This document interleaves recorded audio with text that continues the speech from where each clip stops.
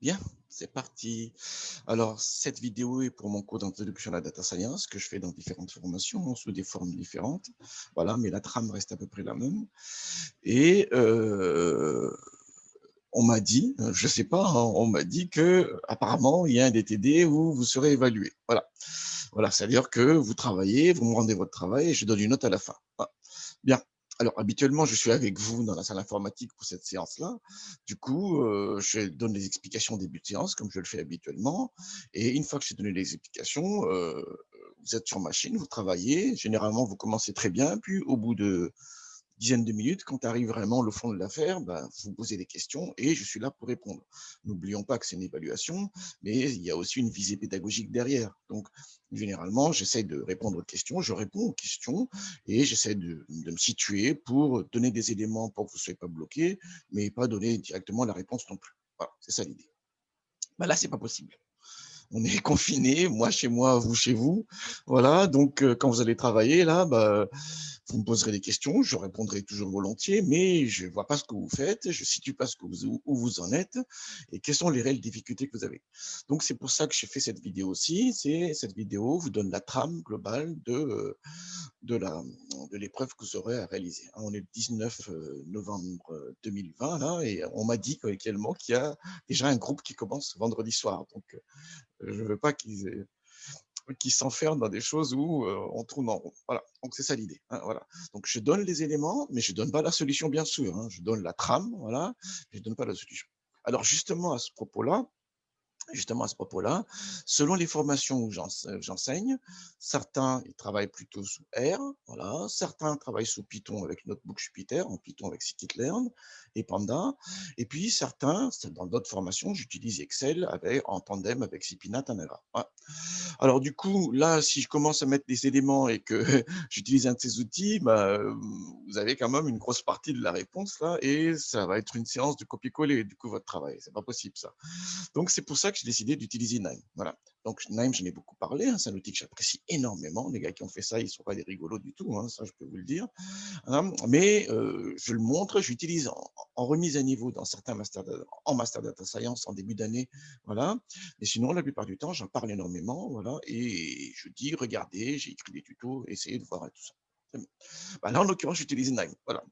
Comme vous ne l'utiliserez pas dans les évaluations que vous ferez, bah, très bien, comme ça vous permettra de faire le parallèle et transposer. C'est ça l'intérêt, hein, c'est que vous voyez quelque chose sous un angle donné et vous êtes capable de transposer dans un autre framework. C'est ça l'idée.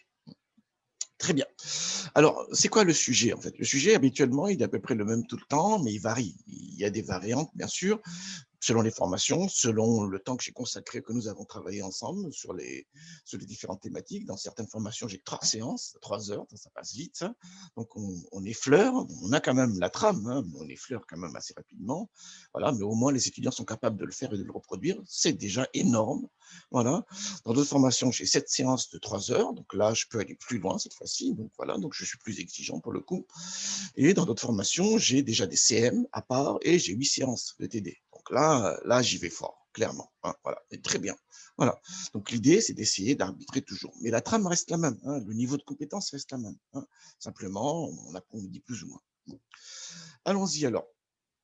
Pour expliquer le but de la manœuvre, le but de l'évaluation, de la science évaluée, donc je reviens sur CRISP-DM. Dans CRISP-DM, j'avais parlé de ça en cours. Hein. CRISP-DM, j'avais expliqué ce que c'était. C'est un framework d'un projet data science et on a les différentes étapes qui parlent de la compréhension du métier, qu'est-ce que je veux faire, voilà. Ensuite, la compréhension de données, quelles données je dispose pour pouvoir répondre aux questions qui étaient posées initialement ici. Voilà, une fois que ça matche les deux, on prépare les données. Voilà, il y a toute une série de manipulations à faire. C'est là que les compétences en base de données avec les requêtes SQL sont très importantes. Voilà. Et ensuite, je modélise, j'applique les techniques de data mining, hein, les techniques de machine learning. OK. Une fois que c'est bon, ça, voilà, j'évalue. Donc, c'est ce qu'on appelle, nous, on avait vu ça, on avait vu 2 outils principalement. Un, la matrice de confusion avec les indicateurs associés. Et 2, c'est la courbe de score, voilà, la courbe de gain plutôt quand on fait du scoring. On avait vu ça, hein. Soit un classement, et là, c'est la matrice de confusion, soit c'est un scoring, et c'est la courbe de gain qu'on utilise, la courbe de lift cumulée. Très bien. Ça, c'est bien. Mais la finalité de tout ça, c'est quoi? La finalité de tout ça, c'est que quand j'ai un modèle qui tient la route, je l'implémente dans le système d'information de l'entreprise. C'est ça l'idée. C'est le déploiement. Voilà. Voilà, le déploiement, c'est-à-dire que je le mets dans le système d'information et donc d'entreprise. Et quand j'ai un individu qui arrive, voilà, par exemple, donc je travaille sur la base d'une banque, sur une base de données d'une banque, voilà, et j'essaie de voir qui fraude pas. Quand j'ai un individu qui arrive, voilà, je vais calculer la probabilité de frauder, par exemple, pour pouvoir le classer. Est-ce que c'est potentiellement un fraudeur ou pas un fraudeur? Voilà, c'est ça l'idée, hein, ou la transaction. Peut-être pas le client, il ne va pas frauder tout le temps non plus, mais des transactions, hein. J'ai une nouvelle transaction, est-ce que cette transaction-là est une fraude ou pas une fraude? Très bien. Donc, c'est le déploiement. On met en place l'outil dans le système d'information de l'entreprise. C'est un peu l'idée de l'évaluation. Donc, l'évaluation, c'est quoi? C'est que je vais vous donner des données qui sont étiquetées, comme d'habitude. Ces données étiquetées-là, vous allez les scinder en deux en apprentissage test, comme d'habitude. Voilà. Vous créez le modèle sur le système d'apprentissage. Ensuite, vous l'évaluer ce test pour avoir si on est sur le classement, donc c'est la probabilité d'erreur. C'est le taux d'erreur qui est calculé. Et ce modèle-là, on va le déployer sur des données qui sont non étiquetées. C'est ce que je montre ici. Voilà, tac, je reviens là, et voilà. Donc, comment ça va se passer? Donc, ça va se passer de la manière suivante, notre épreuve. Voilà, vous avez une base qui est là. Voilà, très bien. Vous travaillez dessus avec le cadre qu'on a défini. On l'a quand même répété plusieurs fois, hein. Donc maintenant, à mon avis, vous devez savoir. OK. Une fois qu'on a travaillé sur le cadre-là, vous avez le modèle. Donc le modèle, il y en a deux principalement qu'on a vu, selon les formations également, parce que dans d'autres formations, je ne vais pas trop loin quand même. Voilà. Soit souvent, c'est un système à base de règles, typiquement un arbre de décision, qui est un système à base de règles, hein. Voilà. Soit c'est un classifieur linéaire. Selon les formations, j'avais utilisé différentes méthodes, principalement l'analyse discriminante, mais on peut aller vers d'autres méthodes de classifieurs linéaires, comme la régression logistique, par exemple, ainsi de suite. Très bien. En tous les cas, voilà, je me suis cantonné dans le cours introduction sur les classifieurs linéaires. En M2 Data Science, là, j'y vais plus fort. On va sur les gradient boosting, sur les systèmes non linéaires, ainsi de suite, comme les réseaux de neurones, perceptron multicouche, des choses comme ça. Voilà. Mais pour l'instant, dans notre cadre à nous, on est vraiment sur ces deux expressions des modèles. Et je vous avais dit que c'est les deux expressions qui sont les plus utilisées parce qu'on a une certaine compréhension et donc des mécanismes d'affectation. On sait, on mesure la relation de cause à effet, entre guillemets, hein, entre les variables explicatives et la variable cible. On peut l'apprécier en tout cas. Très bien. Donc ça, on ne change pas. Ce qui est nouveau, c'est que je vous fournis une base supplémentaire. Et dans la base supplémentaire, ce que j'appelle ici donc la base à classer, hein, je vous fournis les X sans les Y. Le Y, je les garde chez moi, caché pour l'instant. Voilà. Donc, je vous fournis les X qui est là. Et l'objectif, c'est que vous allez appliquer le modèle développé ici à l'étape 2, sur la base ici de l'étape 6, pour créer une prédiction. Voilà l'idée. Alors, si on est dans le classement, vous créez une prédiction. Si on est dans le cadre du scoring, vous créez un score. Vous calculez un score sur la base donc de déploiement, sur la base à classer. On est bien d'accord là-dessus, hein? En classement, c'est une prédiction, donc c'est la classe d'affectation que vous donnez pour chaque individu. Voilà. Et si on est en scoring, en ciblage, c'est le score de positivité et de chaque individu que vous mettez ici. OK, ça c'est fait. Donc, vous me rendez un fichier, vous allez me rendre deux fichiers typiquement, hein, voilà, où un, vous mettez les prédictions, et deux, l'autre, c'est donc les scores. Une fois que ça c'est fait, qu'est-ce qui se passe? Donc, vous demandez ça, la séance est finie, vous demandez les deux fichiers, plus un rapport que vous avez rédigé, hein. Donc, j'ai donné les consignes à part, hein. Bon, là, c'est une vidéo qui sera grand public, donc je ne donne pas le sujet ici, mais dans notre manière de travailler, il y aura un sujet à part où je décris exactement, un, la base déjà, deux, les objectifs, et ce que j'attends de voir dans votre rapport, hein. Voilà. Très bien. Donc, une fois qu'on a ça, eh bien, moi, qu'est-ce qui se passe? Je vais corriger votre travail. Et il faut me fournir un élément supplémentaire pour que ma correction tienne la route réellement. C'est que vous allez me donner, si on est dans le classement, hein, vous allez me donner une estimation de la probabilité de mal classer. Alors vous dites, mais comment on peut estimer la probabilité de mal classer puisque j'ai une prédiction, certes, mais je ne connais pas le vrai Y là, je ne l'ai pas à disposition, donc je ne peux pas calculer un taux d'erreur, donc je ne peux pas avoir une estimation de la probabilité de mal classer. Parce qu'en réalité, c'est là que c'est très intéressant, c'est que les performances que vous avez mesurées sur l'échantillon test sont transposables sur la base de déploiement.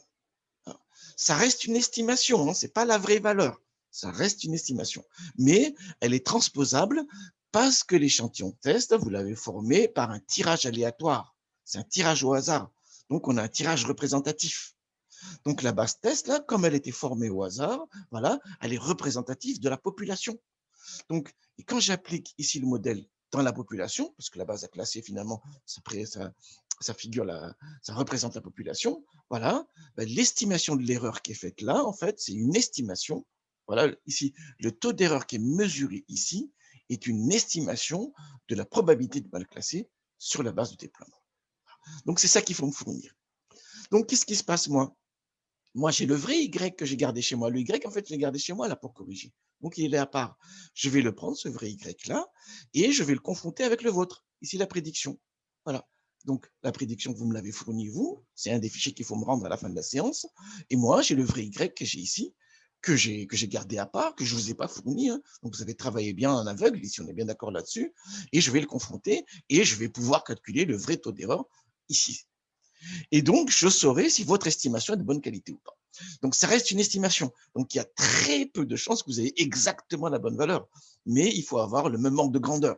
Hein. Si vous estimez que, en fait, que la probabilité d'erreur est de 3%, par exemple, hein, ici, vous avez un taux d'erreur de 3%, donc l'estimation de la probabilité de mal classer est 3% ici, et que moi je mesure et que je vois 25%, ben non, ça ne va pas le faire du tout. Ça va pas le faire du tout. Voilà. Et il y a un deuxième critère que j'utilise également dans ce cadre-là, c'est que, du coup, comme il y a différents projets, vous êtes nombreux, hein, vous allez vous mettre, voilà, vous allez travailler de manière chacun sur votre projet, ben, c'est un élément de comparaison des différents projets que j'ai reçus. Je pourrais faire un classement selon la performance. Hein. Il y en a qui ont ici une probabilité de mal classer de 2%, il y en a qui sont 3%, d'autres qui sont 5%, donc 2% c'est mieux, ainsi de suite. Et donc, c'est un des critères d'évaluation que j'utilise. Voilà. J'ai été assez long, mais là, pour le coup, il fallait bien qu'on cadre les choses. Et souvent, quand je suis avec vous en salle informatique, je le dis vite parce que il faut que je capte l'attention des personnes. Et après, quand vous êtes sur machine, je peux venir vous accompagner. Là, je peux pas. Je peux pas vous accompagner. Je répondrai aux questions en ligne toujours quand vous travaillez, mais c'est absolument pas la même chose. Hein. Parce que je vois ce que vous faites. Là, j'ai du mal à voir ce que vous faites. Très bien. Alors, pour illustrer mon pot pro, on va utiliser une base. C'est la base PAM que j'ai beaucoup utilisée, hein, voilà. C'est la base PAM qu'on a beaucoup utilisée. L'idée, bien sûr, c'est que chaque ligne de notre base de données, c'est un message, et le message, la variable cible, c'est spam ou pas spam. Hein, la variable cible, c'est spam. Yes, ça veut dire que le message en question est un spam, voilà. Et no, c'est pas un spam. Et les descripteurs qui sont utilisés dans la base, voilà, je suis en train d'ouvrir le fichier justement. Ah, il est dans l'autre fenêtre, donc je vais le mettre ici.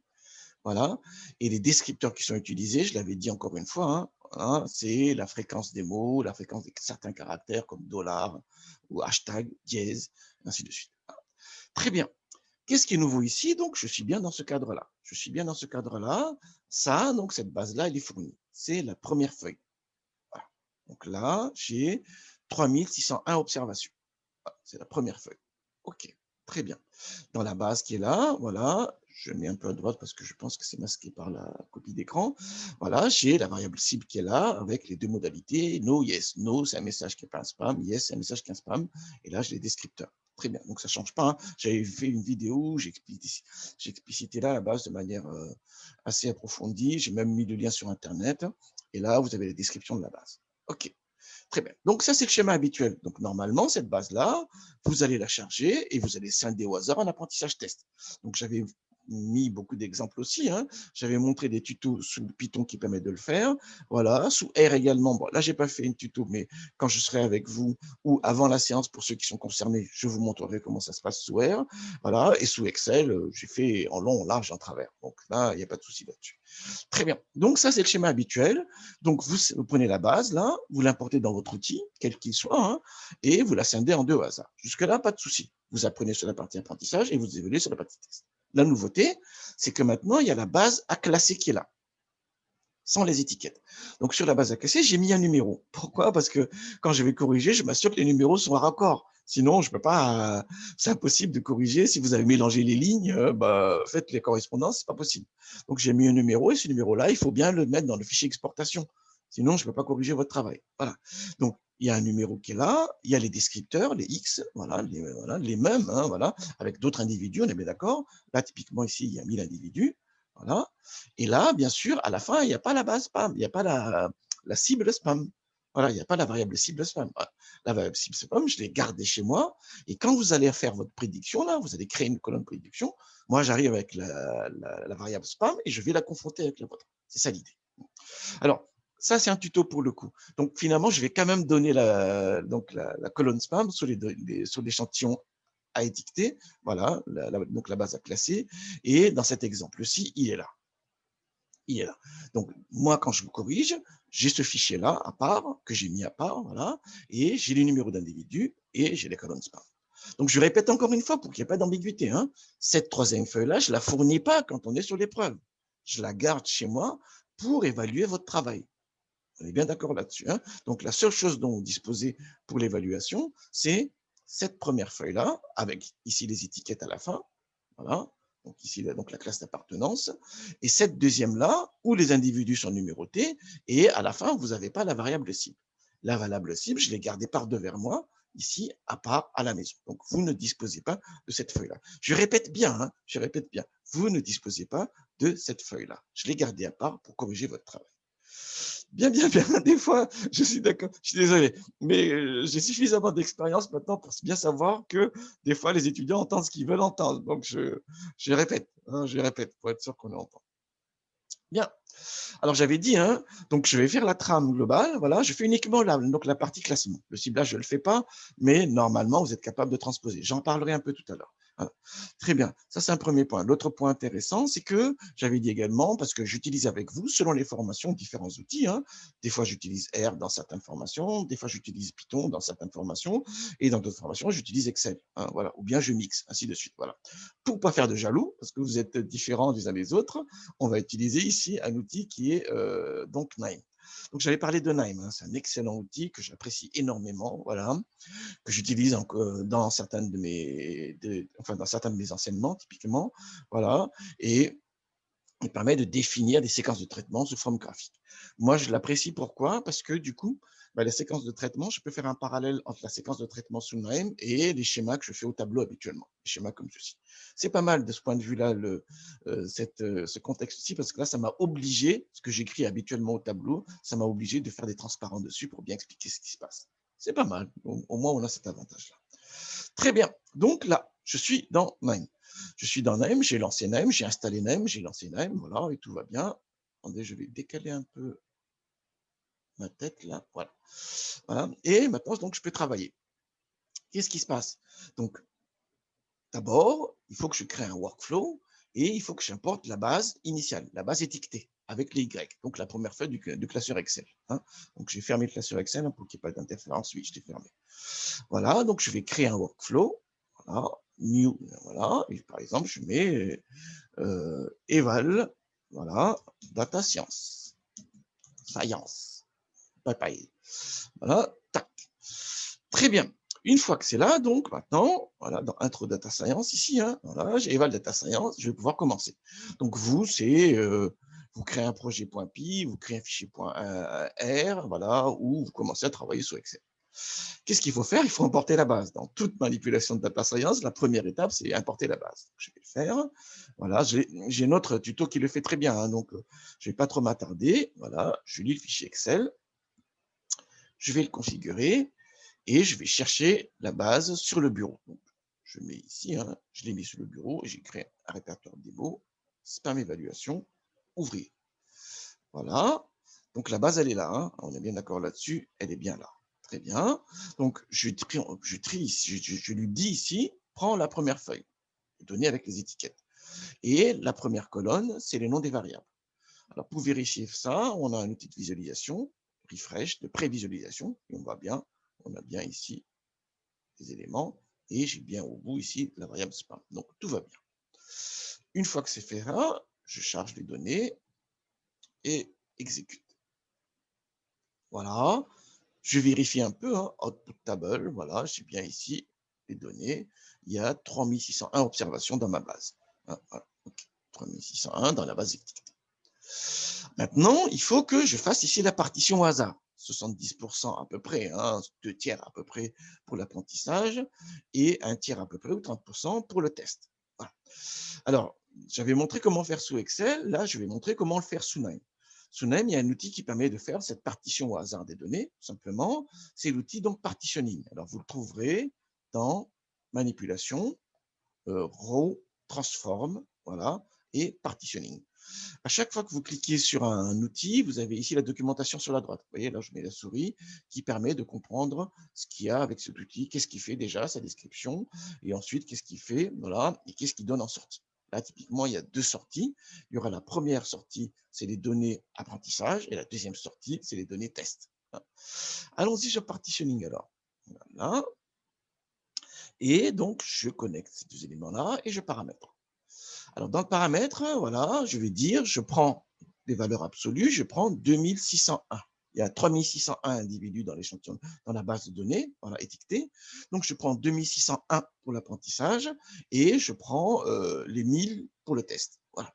Je veux que ce soit un partitionnement au hasard, voilà, avec un échantillonnage stratifié.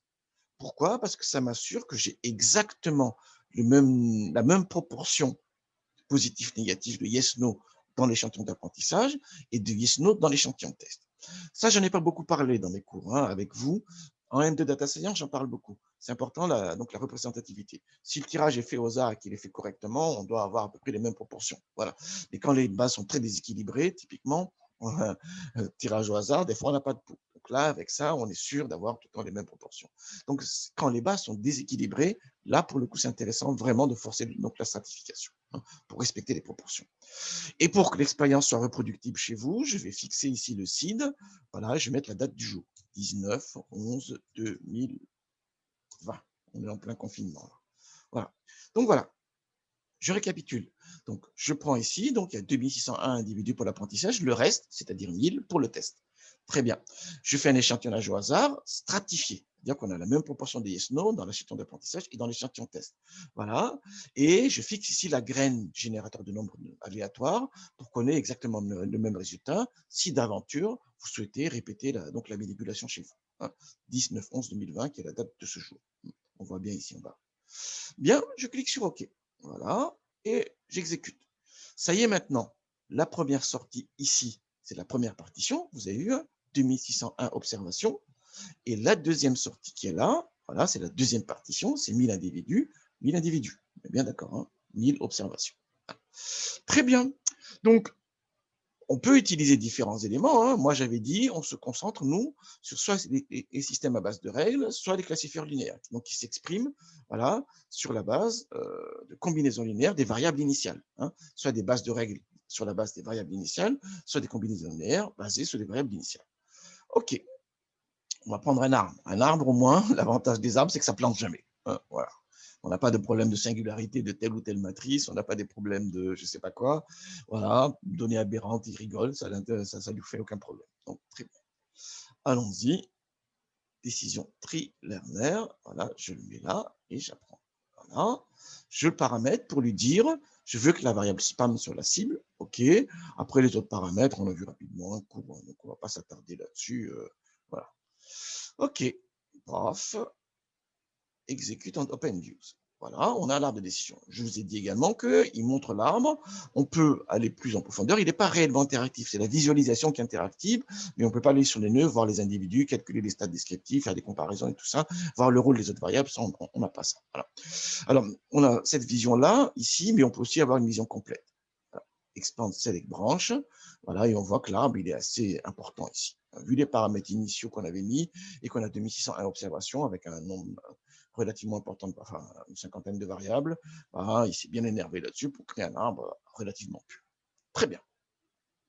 Donc là, je suis là à l'étape 2. J'ai partitionné les bases et je suis à l'étape 2. Vous avez vu, c'est pour ça que j'apprécie beaucoup Nine. C'est que ce que je mets ici, voilà, de manière schématique, on le voit bien sous forme de succession d'opérations. Une fois qu'on a ça, qu'est-ce qu'il faut faire maintenant? Donc, il faut que j'applique le modèle voilà, sur la base test. D'accord, pour créer la colonne prédiction. Allons-y. On a décision de tri prédictor. Paf, et je le mets là. Tim, je fais le lien. Voilà, et je fais le lien. Voilà. Donc on a bien ça, le lien, le lien. Voilà, track. Est-ce qu'il y a des choses à changer? Non, non, là, pour le coup, il n'y a rien à changer. Il met un nom par défaut de la prédiction. Prédiction spam, ça me convient parfaitement. Voilà. Ah, 2 secondes. Voilà, voilà. Et quand on est en ciblage, on a besoin soit du score, soit de la probabilité d'affectation pour être positif. On est bien d'accord là-dessus, hein? Donc le score, c'est une valeur qui donne donc la propension à être positif. Voilà. Ou l'appétence, si on est dans le ciblage marketing, des choses comme ça. Voilà. Et c'est une grandeur qui varie de la même manière que la probabilité d'être positif, hein. Donc on est dans un cadre binaire dans le ciblage, hein, voilà. Donc dans ce cadre-là, on aura besoin de cet élément-là. On a besoin de savoir quelle est la probabilité et d'affectation aux classes, en particulier à la classe positive. Voilà. Là, pour le coup, on est sur du classement, donc on n'a pas besoin. Mais quand vous êtes en scoring, là, on a besoin. Alors, vous ne travaillerez pas sous Nime, on est bien d'accord, hein, mais dans l'outil que vous allez utiliser, il faut que cette proba ou le score puisse être calculé. Donc, j'avais rappelé que le score, ce n'est pas une proba, voilà, mais c'est une grandeur qui varie comme la proba d'être positif. Donc voilà, hein, on est bien d'accord. Dans le scoring, il faudra avoir ce score-là quelque part ou la proba quelque part. Voilà. OK, tac, voilà, exécute, voilà. Et je peux voir les données classées, voilà. Donc les 1000 individus de l'échantillon test, ils sont là. Et au bout là-bas, il y a les spams observés sur l'échantillon test et la prédiction sur l'échantillon test. On est bien à cette étape-là. On a ici en bleu, c'est les spams observés sur l'échantillon test. Et en orange foncé, c'est la prédiction sur l'échantillon test. Voilà, c'est bien ce qu'on a ici sous net. Voilà, très bien. Donc, qu'est-ce qu'il reste à faire maintenant? C'est cette étape-là, matrice de confusion et calculer les indicateurs. Donc, allons-y. Ça, je l'avais fait déjà, hein. Donc, voilà, je vais relativement là-dessus, relativement rapidement là-dessus, scorer. Voilà. Donc, ceux qui travaillent sous R, ou sous Python ou sous Excel, c'est bien les éléments pour le faire. Mais il faut que ce soit quelque part. Il faut que ce soit quelque part. Si vous n'avez pas cette étape-là, c'est que vous avez loupé quelque chose. Voilà, donc tac, voilà. Je le paramètre. Spam predict. Spam, je fais OK et je clique sur exécute en OpenView. Et j'ai bien la matrice de confusion et j'ai l'estimation de l'erreur de 8%. Voilà. Comme j'ai créé l'échantillon test aléatoirement, avec un échantillonnage stratifié, mais aléatoirement quand même, malgré tout, hein, c'est ça qui est important dans l'histoire, le 8% là, il est représentatif. C'est-à-dire que si j'applique cet arbre de décision dans la population, pour chaque individu à classer, j'ai 8% de chances de me tromper. C'est ça que ça veut dire, hein. Voilà. Vous avez bien, hein, 8%. Sur les 1000 individus de l'échantillon test, il y en a 80 mal classés, 50 plus 30 et 920 donc, bien classés. 564 plus 345. Et donc, l'erreur, l'estimation de la probabilité de mal classé est de 8%. Voilà. Ça, on l'a fait. Ce qu'on n'a jamais fait, c'est cette partie-là. Jusqu'à présent, maintenant, on va le faire. C'est maintenant, vous allez utiliser ici la base, hein, d'évaluation, la base à classer. Dans la base à classer, vous avez uniquement ici les variables explicatives disponibles et vous n'avez pas la colonne spam. Elle n'est pas là, la colonne spam. Voilà. Et donc, vous allez fournir une prédiction.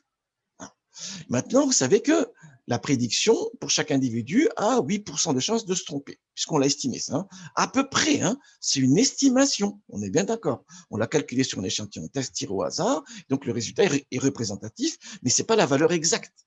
D'accord, c'est une estimation. 8% de chances de se tromper sur chaque individu. Donc l'idée, c'est sur cette seconde base-là, voilà, on va essayer de créer cette colonne de prédiction. Alors déjà, du coup, il faut l'importer dans Nine. Allons-y. Donc, vous, si vous êtes sous R, il faudra l'importer sous R. Si vous êtes sous Python, il faut l'importer. Si vous êtes sous Excel, il faut travailler maintenant sur la deuxième feuille. Oui, d'accord. Alors, bah, du coup, pour l'importer, j'utilise de nouveau le XLS. Hein. XLS, tac, reader, voilà. Et PIM, je vais, parce que je dis tout le temps PAF, donc j'essaie de dire PIM, et j'essaie aussi de ne pas dire bien, et voilà. Mais là, c'est très difficile, en fait, hein, donc je continue. Voilà, je récupère, oui, je l'ai encore dit d'ailleurs, je récupère la base, et cette fois-ci, je vais sur la deuxième feuille, feuille sans étiquette. Voilà, et je lui dis, voilà, je lui dis, la première ligne correspond au nom des variables, toujours. Donc, je fais un petit refresh, voilà, et la nouveauté, c'est que j'ai la colonne numéro. Hein, voici, donc, voici hein, la colonne numéro, voilà, oui, et au bout là-bas, je n'ai pas la colonne spam. Vous avez vu, hein, on a toutes les variables X là. Donc, en plus, ici, j'ai la colonne numéro qui me servira à faire la jointure quand je vais corriger votre travail. Et autre élément important, je n'ai pas la colonne spam ici. OK. J'essaie de dire OK à la place de voilà. Donc, zou, j'exécute. Il importe les données, je vérifie bien l'affaire. Là, on a bien les 1000 individus non détectés avec la colonne numéro qu'il a bien reconnue. C'est des variables entières et je n'ai pas la colonne spam. Okay. Donc, nous, on va créer la prédiction. Donc, on va créer la prédiction. Donc, qu'est-ce qui se passe? Je vais réutiliser l'outil Predictor. C'est bien ça, hein? C'est bien ça qu'on fait. Hein? On prédit sur la base de déploiement, sur la base à classer. Donc, c'est bien une opération de prédiction qu'on réalise. C'est bien le sens de cette flèche rouge-là. C'est une opération de prédiction qu'on réalise sur la base à classer pour créer ici une nouvelle colonne, qui est la classe prédite par le modèle pour l'échantillon de déploiement. Allons-y, je reprends donc il est où l'arbre de décision? Décision tree, predictor, paf, et je reconnecte comme ceci. Voilà. Et je vais configurer de nouveau, voilà, il y a le même que tout à l'heure. Hein. Je vais changer le nom, je vais dire pred spam Rico. Voilà. Comme ça, on est bien sûr que c'est une colonne que moi je génère. Change prediction column name, pred spam Rico, c'est OK. Je lance l'affaire. Exécute. Je regarde les données classées. Toujours la même base que tout à l'heure, hein, avec numéro et tout ça, donc ça ne change pas ça. Et maintenant, j'ai la prédiction qui est là. Non, je ne vais pas la trier, il ne faut pas la trier, parce que les numéros, bon, comme on a le numéro, ça marche quand même, mais bon, non, on n'est pas sur le tri là. Voilà, on est bien sur cette colonne-là, près de spam Rico, donc la prédiction, voilà. C'est ça qu'il faut me rendre, justement. Quand vous travaillez, vous, sous R, sous Python ou sous Excel, c'est cette colonne-là qu'il faudra me rendre, avec l'indicateur de numéro à côté pour que je puisse faire le matching. Ceci étant, donc, on a la prédiction sur l'échantillon de déploiement, la base est classée, il faut qu'on sauvegarde dans un fichier Excel. Donc, cette opération-là, vous devez la faire aussi. Hein. Il faudra sauvegarder le résultat quelque part. Donc, je vais utiliser toujours l'opérateur Excel, mais le writer cette fois-ci. Excel, voilà. Excel. Excel writer. Zou. Oh. Et je connecte. Donc, vous, ceux qui travaillent dans Excel, il suffit de sauvegarder la feuille, on est d'accord. Ceux qui travaillent sous Python, donc il y aura un write Excel quelque part. Et ceux qui travaillent sous R, il y aura aussi un write Excel quelque part, forcément. Avec, dans la colonne à sortir, avec dans les colonnes à sortir, les deux colonnes, le numéro d'identifiant, donc l'identifiant des lignes, et la prédiction que vous avez réalisée. Moi, c'est près de spam Rico ici. Justement, alors du coup, il manque une opération. Je n'ai pas fait la sélection, là, vous avez remarqué, je n'ai pas fait la sélection. Voilà, donc on va revenir un peu en arrière. Voilà, je vais couper cette connexion-là. Et il faut d'abord que je lui dise, je veux avoir ces deux colonnes-là, sinon il va tout me sortir. Et moi, ça ne m'intéresse pas, tout me sortir. Donc, on va aller dans les colonnes. Et je vais lui dire, voilà, filtre-moi les colonnes. Alors, ça s'appelle colonne filter. Donc, colonne filter. Voilà. Il est là. Hein, j'ai failli l'oublier, vous avez vu, hein, il ne faut surtout pas oublier. Sinon, vous me rendez un fichier où il y a tout un tas de trucs que je n'arrive pas à lire là-dedans. Bon, au bout d'un moment, je discerne quand même, mais c'est quand même mieux de rendre des choses propres. On est d'accord là-dessus. Voilà. Malgré que j'ai répété, il y a des choses qu'on oublie quand même. Donc, je vire tout et je garde uniquement numéro et près de spam. Voilà. C'est les deux colonnes qui me conviennent pour pouvoir faire l'exportation. Je lance, vérifions y voir, là, on a bien ces deux colonnes-là maintenant. Vous avez vu, hein, on a que ces deux colonnes-là, hein, numéro et près de spam, et donc c'est ça que je vais exporter. Voilà. Alors, je vais le mettre sur le même répertoire pour qu'on puisse le visualiser, bureau, démo, et je l'appelle pred de Rico. Voilà. XLSX. Voilà, près de Rico. Donc, ça, c'est le nom du fichier. Et je vais avoir, si un fichier existant, je l'écrase, parce que si on lance l'opération plusieurs fois, ça dépend de ce que vous voulez faire. Bon, moi, en l'occurrence, si je change les paramétrages et que je relance, j'aimerais que ce soit sauvegardé encore une fois, et donc ça écrase les anciens. Et je veux que les en-têtes soient soit inscrite, qu'on ait numéro et la prédiction sur les en-têtes de colonne. Voilà, là, c'est bon. Ah, on aurait pu sélectionner ici aussi les champs et exporter. Bon, moi, je l'ai fait dans un composant à part, mais on aurait pu le faire ici également. Bon, c'est pas grave, c'est pas grave. Ça m'a permis de vous montrer un composant supplémentaire. Allons-y, exécute. Voilà. Et ça a marché. Vous avez vu, c'est passé à vert. Regardons ce qui se passe. Il est là, vous avez vu, le prêt de Rico est là. Donc, c'est ça que vous devez me rendre. Bah, vous appelez pas Rico, vous mettez votre nom. Hein. Si vous appelez, c'est pas Zinedine, vous mettez Zinedine. Si vous appelez Antoine, vous mettez Antoine. Vous appelez Kylian, vous mettez Kylian, ainsi de suite. Ainsi de suite. Hein. Oui, d'accord. Olivier, vous mettez Olivier, ainsi de suite. Regardons. Dans ce fichier que vous devez me rendre, donc, du coup, il y a maintenant les numéros d'individus hein, et votre prédiction. Hein, prêt de spam, Kylian, prêt de spam, Olivier, prêt de spam, Antoine, prêt de spam, ainsi de suite. Voilà. Et voilà. Et donc, moi, quand je vais corriger, c'est ce fichier-là que je vais confronter au mien que j'ai gardé à part.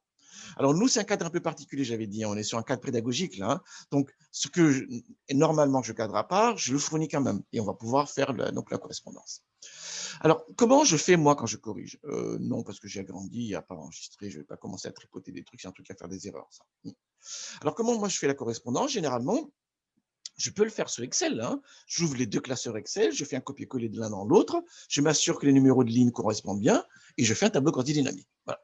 Mais puisqu'on travaille maintenant sous Nime, on va essayer de faire la correspondance sous Nime. Ça me permettra aussi de vous montrer les outils supplémentaires de Nime. Hein. Je vous enjoins vraiment. Hein. Moi, j'ai fait des choix où j'utilise des logiciels qui ont besoin, où vous avez besoin d'écrire du script, ou bien Excel parce qu'il y a des visées pédagogiques, mais je vous enjoins à tester Nime. Hein. Vraiment, ça me paraît une idée très intéressante. Donc, voilà. Donc, j'en suis là. Qu'est-ce que je dois faire? Ce que je dois faire chez moi, donc, une fois que l'évaluation est finie, que vous m'avez envoyé vos fichiers de classement, ce que je fais chez moi habituellement, c'est que je prends ce fichier, je prends les étiquettes que j'avais gardées à part, voilà, que je ne vous ai pas fournies, que j'ai gardées à part, et je confronte les deux. C'est ce qu'on va essayer de faire maintenant. Donc là, je vais rajouter une deuxième workflow et je vais l'appeler correction. Correction à la maison, quand je corrige votre travail. Qu'est-ce que je fais?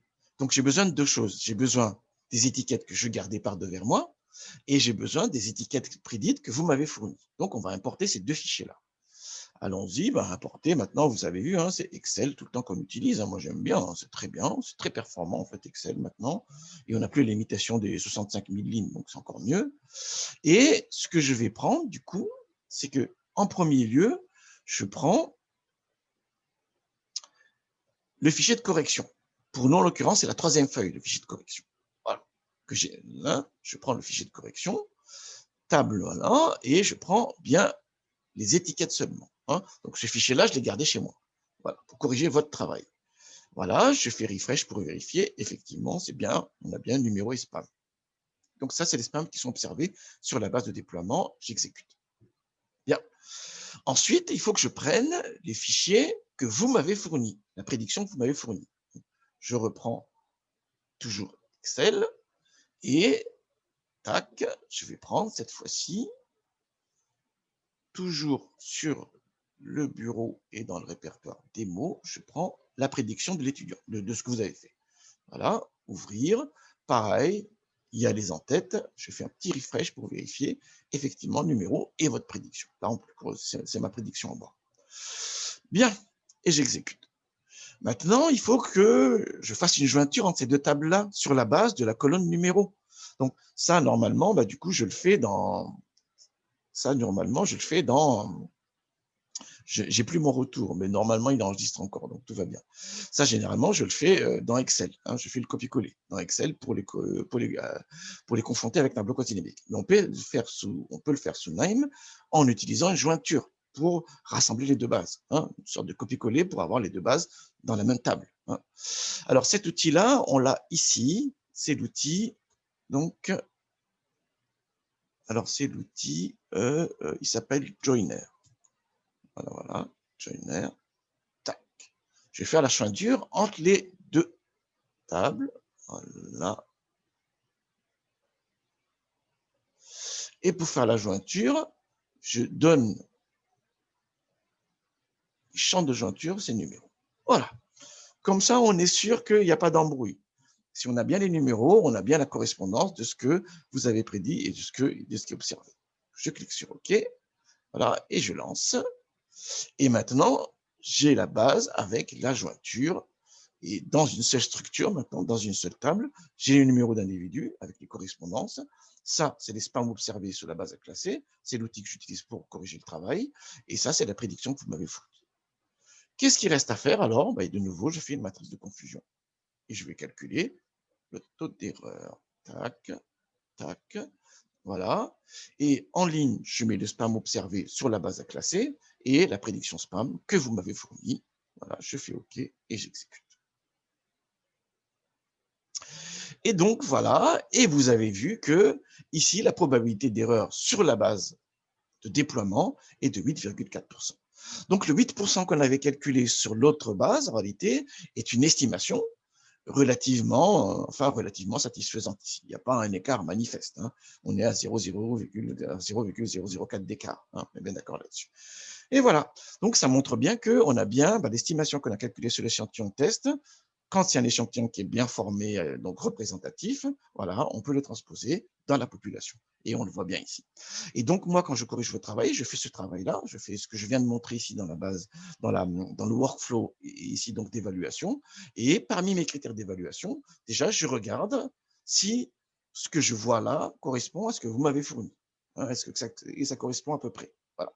Est-ce qu'on est sur les mêmes échelles de valeur? Hein? Je ne cherche pas la correspondance exacte parce que ça n'existe pas. Hein? Ce qui existe, enfin si, c'est possible avec un super coup de chance, mais c'est une estimation qu'on a. Donc, on regarde l'ordre de valeur. Ça, c'est un premier élément de critère. Le deuxième élément de critère que j'utilise, c'est que j'utilise cette erreur mesurée-là pour classer les différents projets. Voilà. Et donc, je donne un bonus à ceux qui minimisent l'erreur, tout simplement. Voilà ce que j'avais à dire là-dessus. Qu'est-ce qui reste à voir maintenant? Ce qui reste à voir maintenant, c'est de dire différents éléments. Alors, la première chose que j'ai à dire, c'est que ce que j'ai montré, c'est pour le classement. Pour le ciblage, c'est la même chose. Sauf que là, ce que vous fournissez, c'est une fonction score.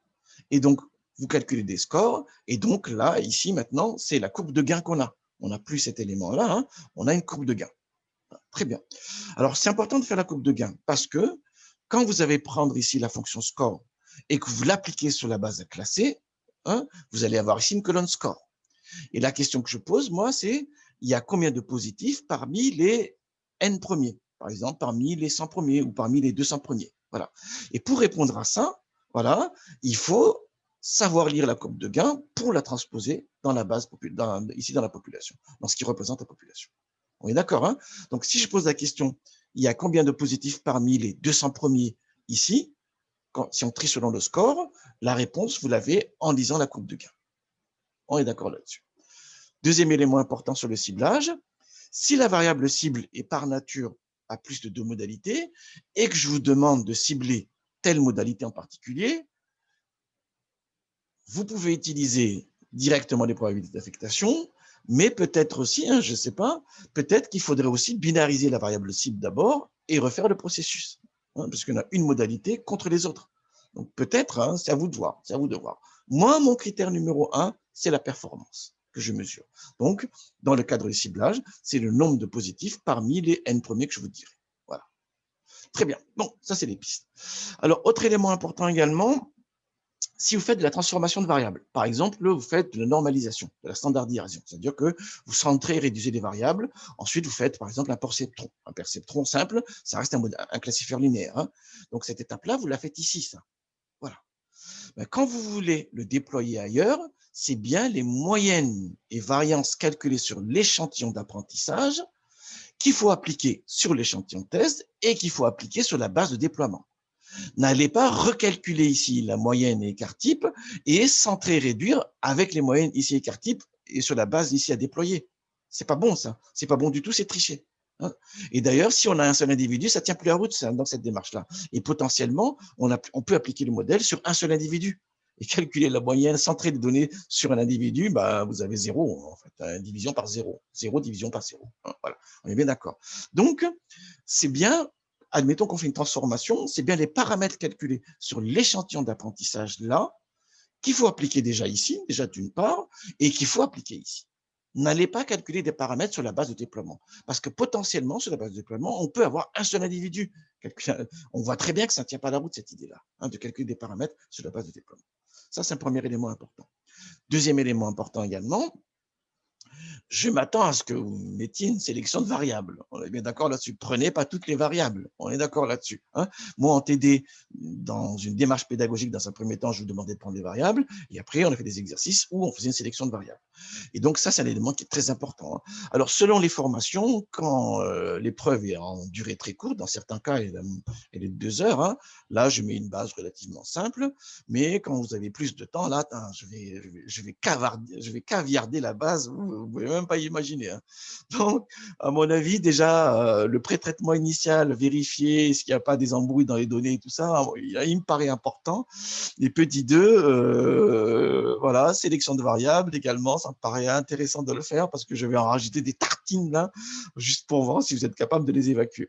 Donc voilà, encore une fois, ça dépend de là où, du temps que vous avez pour travailler, de là où, enfin, de la formation concernée, hein. Si vous avez plus de temps, je fais une épreuve nettement plus difficile, ce qui est tout à fait normal. Voilà. Dernier élément, c'est que on a vu, nous, ensemble, 2 séries de méthodes. Une, c'est les méthodes à base de règles, et l'autre, c'est les classifieurs linéaires. Ce que je veux, c'est que vous utilisez l'un ou l'autre quand vous le souhaitez, mais je veux que le modèle soit exprimé sur la base des variables initiales. On est d'accord. Donc, si vous faites une transformation, encore une fois, et que vous faites ce que vous voulez, je veux que vous faites la détransformation pour que les modèles soient expliqués sur la base des variables initiales. On est d'accord là-dessus, hein. Donc, par exemple, si vous faites un axe factoriel et que vous faites une régression donc logistique sur les axes factoriels, je ne veux pas avoir un modèle où on a les coefficients qui s'appliquent aux axes factoriels. Je veux avoir un modèle où on a les coefficients retransformés, du coup, qui s'appliquent sur les variables initiales. Voilà, voilà, j'ai beaucoup parlé. Voilà, je n'ai pas arrêté même. Voilà, mais j'espère que ça vous donnera des bons repères. Je peux fermer maintenant et je peux arrêter l'enregistrement. Voilà, je ferme tout. Et voilà. Allez, ben bon travail à tous, hein.